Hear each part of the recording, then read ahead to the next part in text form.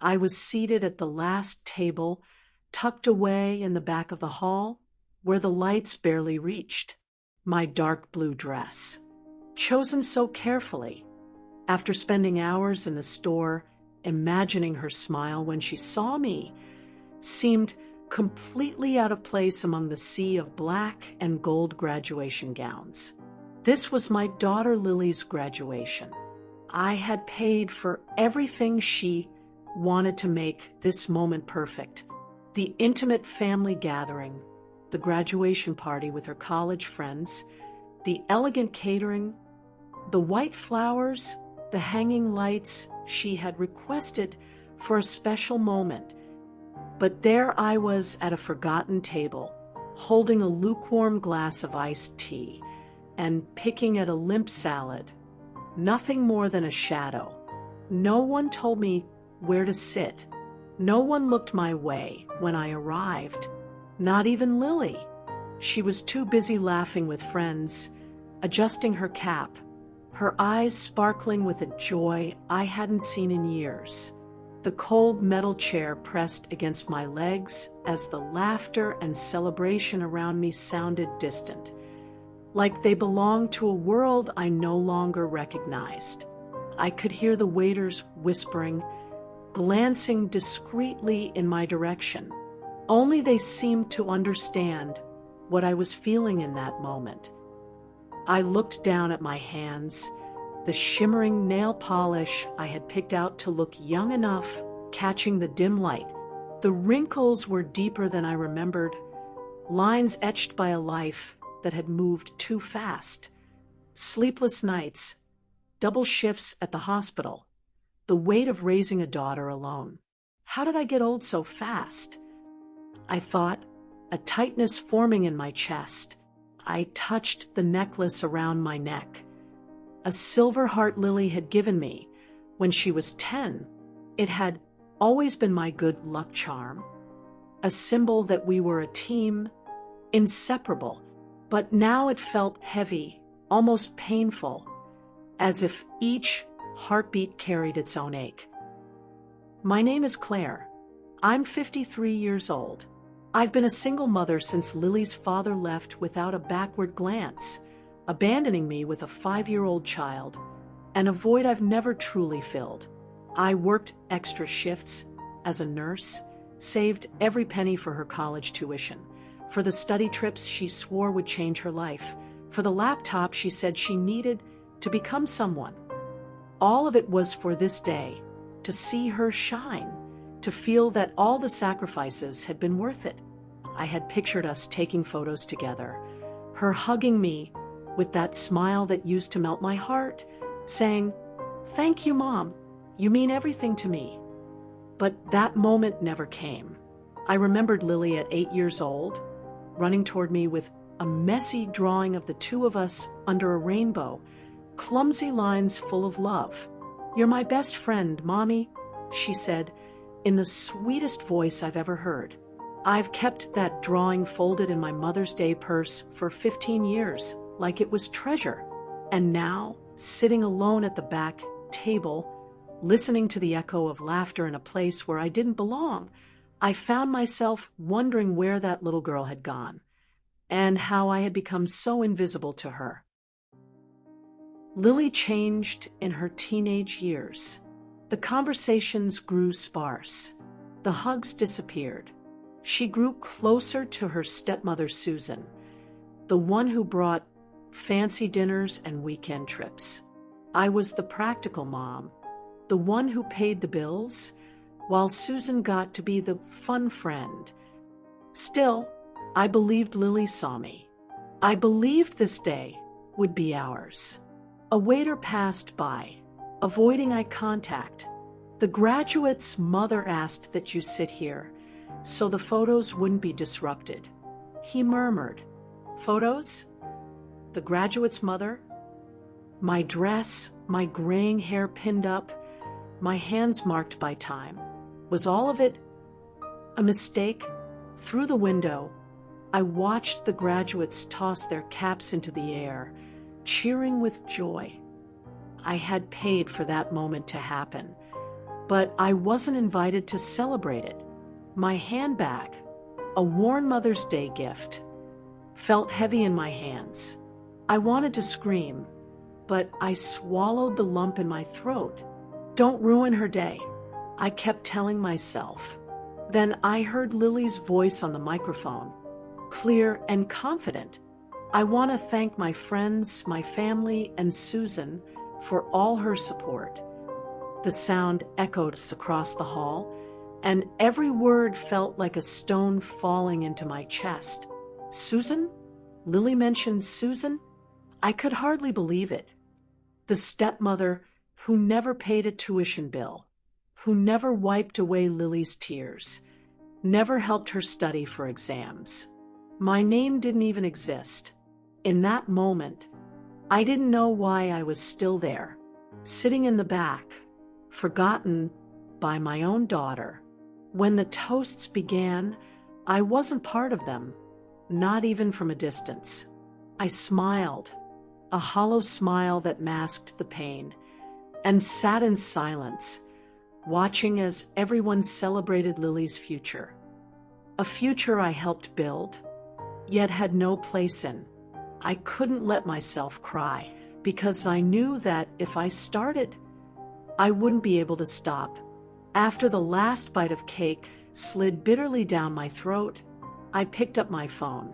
My hands were steady now, and with a single tap, I ended everything. The reception, the flowers, the food, everything I had planned for our private celebration, scheduled just days away. It was my farewell to that invisibility. My voice was steady, as if another woman were speaking through me. If this story resonates with you, subscribe and tell me, where in the world are you watching from? When I hung up the phone, I felt a warmth in my chest, not anger, but something unfamiliar. Power. I looked at Lily, dancing with her friends, unaware of me. Her smile glowed beneath the pendant lights I had chosen so carefully. She thought I would stay silent, like always. But something changed at that forgotten table. I was no longer just Lily's mother. I was Claire, and Claire was tired of disappearing so others could shine, tired of carrying the weight of a love that was no longer returned. That night, I didn't sleep. In the quiet hotel room, my navy blue dress lay folded in the corner, a reminder of a night I wished I could forget. I stared at the ceiling, the fan spinning slowly overhead. The silver heart necklace Lily gave me when she was 10 sat on the nightstand, catching the soft glow of the lamp. The scent of graduation flowers clung to my hair, mixed with the weight of disappointment.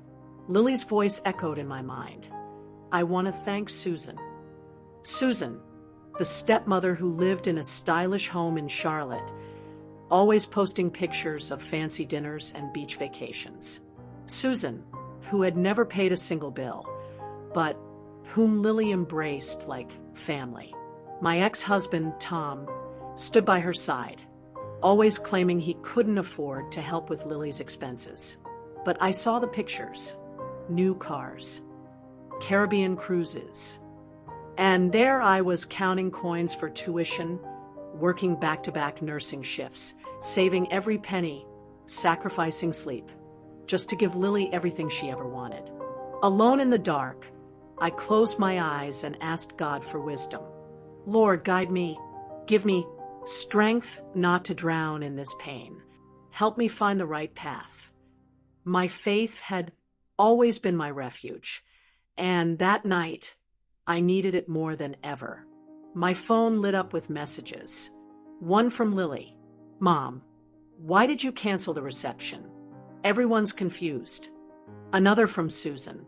Claire, this is immature. Immature. The word cut like a knife. Was I immature for refusing to be erased?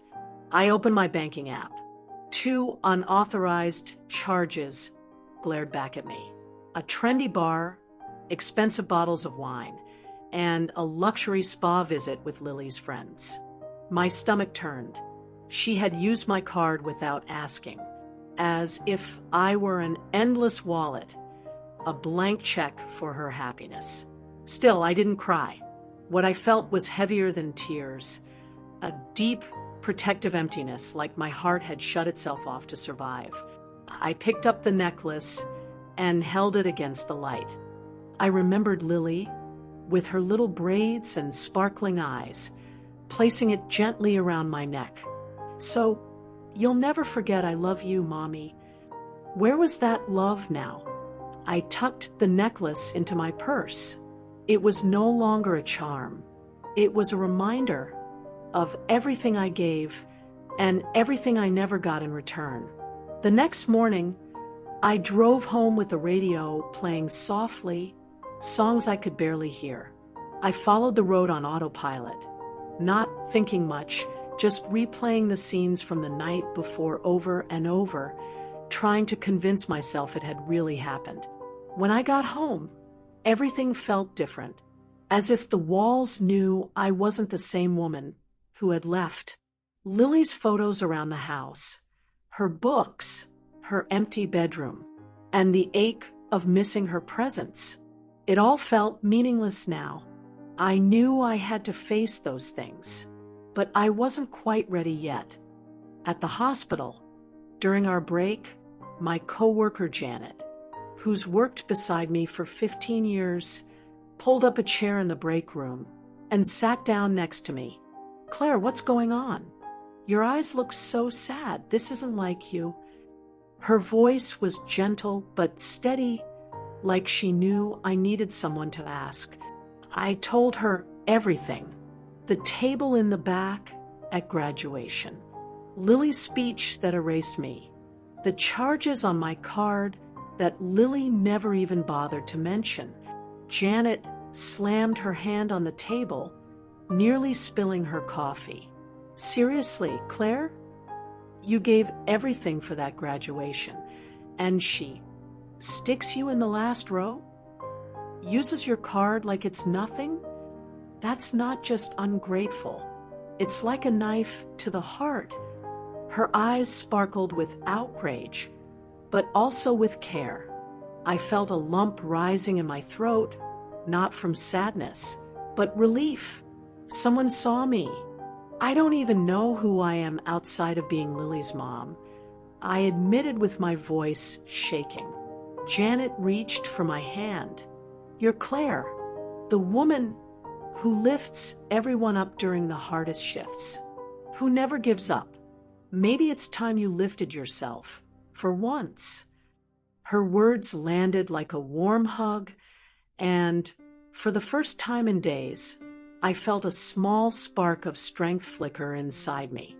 Back home, I sat in the living room, staring at the photos of Lily. I still didn't have the heart to take off the walls. For years, I'd been the practical mom, the one who said yes to everything.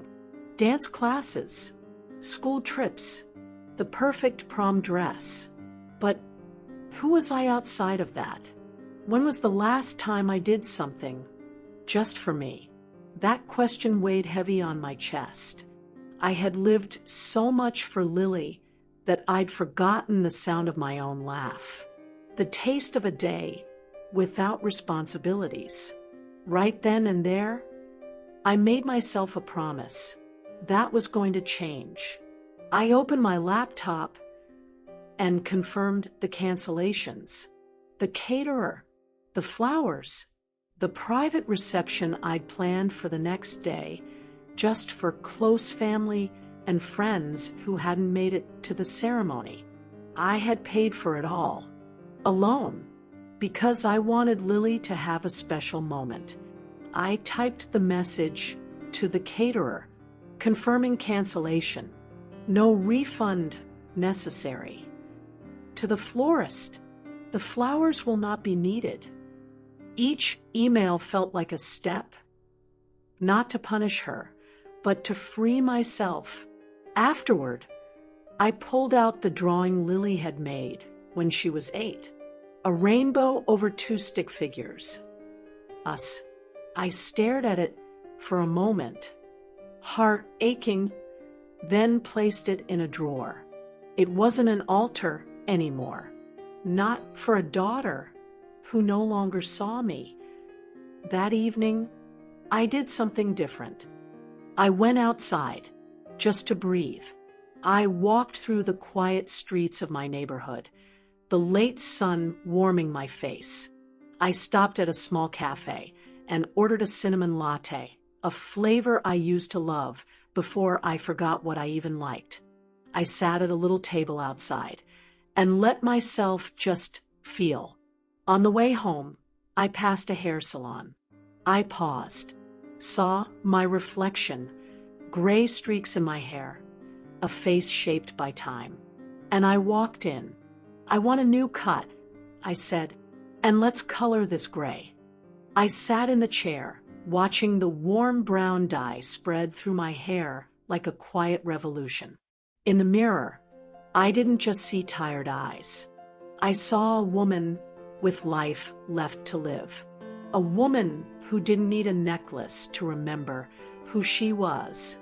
"You deserve this, Claire," the stylist said. And I smiled. A small smile, but a real one. It felt like a gift, from me to me. And in that reflection, I saw a woman who was finally beginning to remember herself.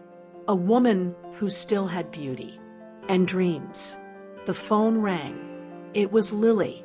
"Mom, we need to talk. What's going on with you?" Her voice was a mix of anger and confusion.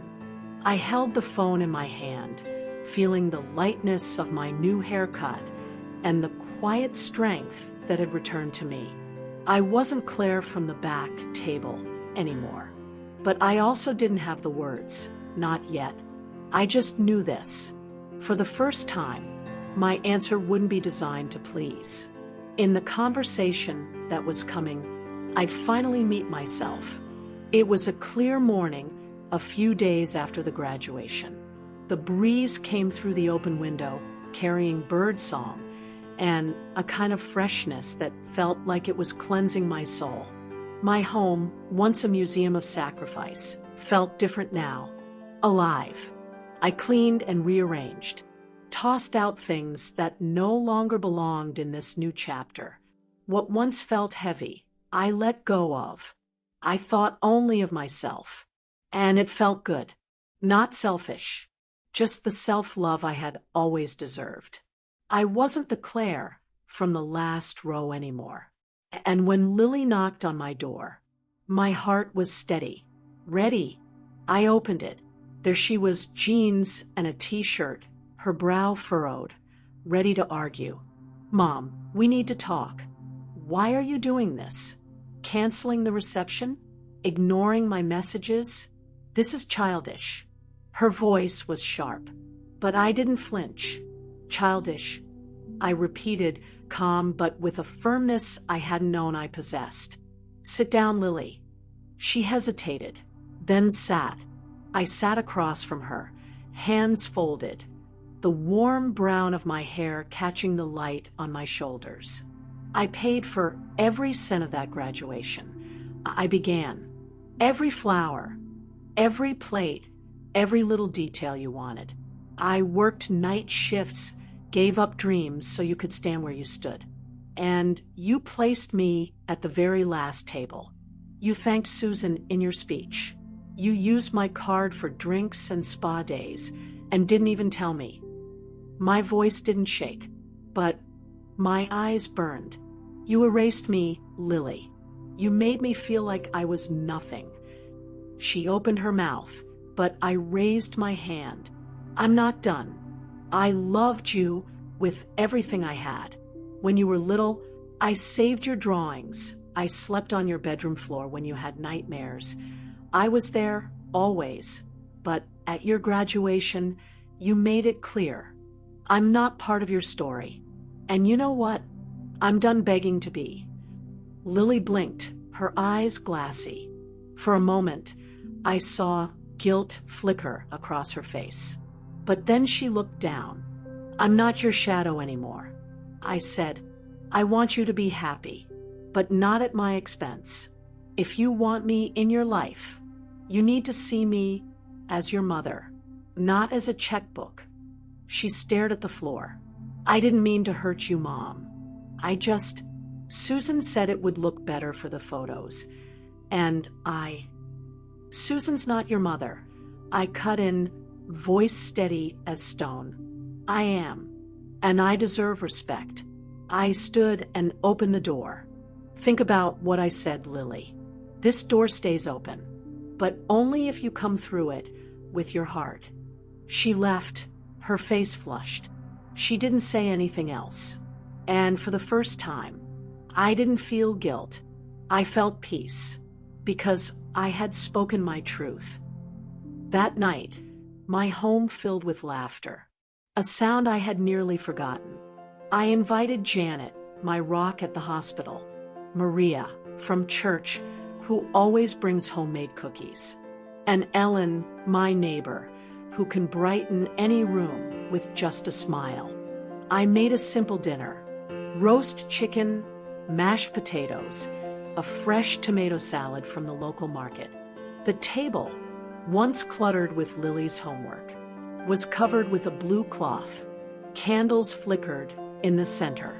There were no folding chairs, no forgotten corners. Every seat was filled. Every bite was shared. And for the first time in a long, long time, I was surrounded by people who saw me, really saw me. We all raised our glasses, and Janet, with a proud smile, said, "To Claire, the woman who reminds us it's never too late to take your place at the head of your own table." Everyone laughed and toasted, the clink of glasses ringing like a promise. And in that moment, I felt warmth in my chest, a quiet belonging to myself. Maria shared a story about her granddaughter learning to walk. Ellen confessed, between bursts of laughter, that she hides the TV remotes from her family to train them to look better. And I laughed until my cheeks hurt. For the first time in years, I wasn't someone's mom, someone's nurse, someone's wallet. I was Claire, and that was enough. Before bed, I sat on the porch, the cool night air brushing my skin. I looked up at the stars, feeling God's presence, as I always did. Thank you, Lord, for showing me I am enough. I whispered. I thought about the future, something I hadn't done in a long time. Maybe I'd pick up painting again, the classes I left behind when Lily was born. Maybe I'd travel to Savannah, maybe to see those historic homes I always dreamed of. For the first time, my dreams weren't tied to someone else. They were mine. Lily hasn't called since our talk. Maybe one day she'll understand the weight of her choices. Maybe she won't, but I'm not waiting anymore. My home is full of voices that lift me. My heart is full of plans that belong to me. I'm no longer the woman from the last table. I'm the woman leading her own story. And finally, that is enough. Thanks for listening. Subscribe, share your story, and never forget, being you is more than enough.